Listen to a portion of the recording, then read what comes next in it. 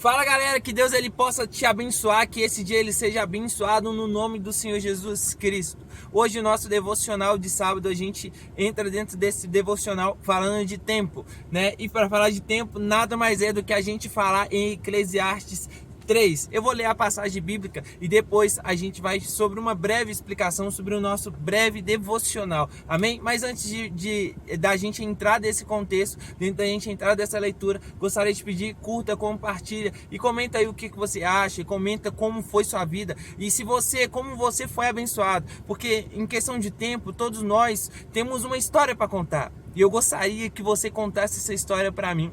Eu amo quando alguém comenta alguma coisa. Então comenta aí o que você acha, qual é a sua história, que a gente juntos a gente possa crescer, que a gente possa dar testemunho juntos no nome do Senhor Jesus. Mas vamos lá para a palavra lá, sem mais delongas.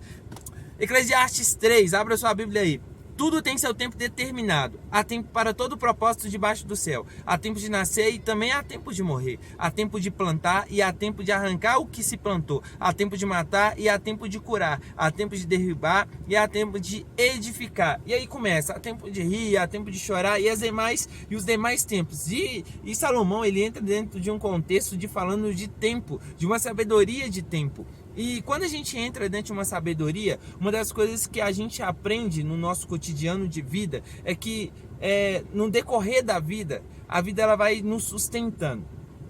E às vezes ela coloca dificuldades na nossa vida o bastante para a gente aprender, né? E a gente aprende com as dificuldades, a gente aprende com as coisas ruins que acontecem na nossa vida. E tem uma música que eu gosto muito que fala assim: Deus está te ensinando a ser forte, nem todo mal é para a morte. Então, às vezes as dificuldades que acontecem na nossa vida é sim para a gente ser melhor, ser mais fortes. Então, se às vezes o tempo que você está passando é um tempo de dificuldade, é um tempo de tristeza, começa a pegar esse tempo e fala assim: não, a partir disso, é a dificuldade que está me tornando forte. E aí, quando a gente entra no contexto, Paulo diz isso: é quando eu estou fraco, é aí que eu estou forte. Então, às vezes não começa a reclamar, não reclame do que você está passando, mas começa a entender qual que é o propósito na dor. Começa a entender o que Deus ele quer para você. Começa a entender que todo o processo ele é para o crescimento. E que Deus ele tem muito mais. Há tempo para tudo, né? E às vezes a gente não consegue entender o tempo, principalmente sobre a morte. A gente não consegue entender como a morte realmente é. E às vezes a gente fala assim: ah, não, mas fulano morreu, a gente fica triste, mas tem um tempo determinado.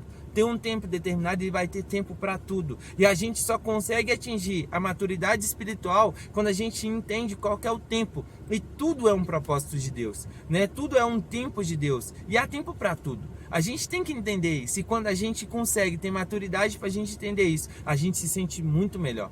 A gente se sente pessoas melhores, mais capazes de enfrentar tudo.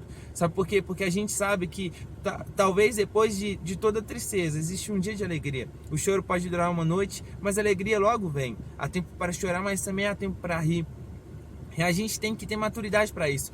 E aí uma frase que eu gosto muito de falar: a gente tem que aproveitar os risos da vida. Porque quando a tristeza vir, ela bater na porta, a gente está tão feliz que a gente vai estar no nosso momento de tristeza, no nosso momento de angústia, mas a gente vai sempre lembrar que o choro pode durar uma noite, mas logo a alegria vem. Então há tempo para tudo. Então entenda o tempo.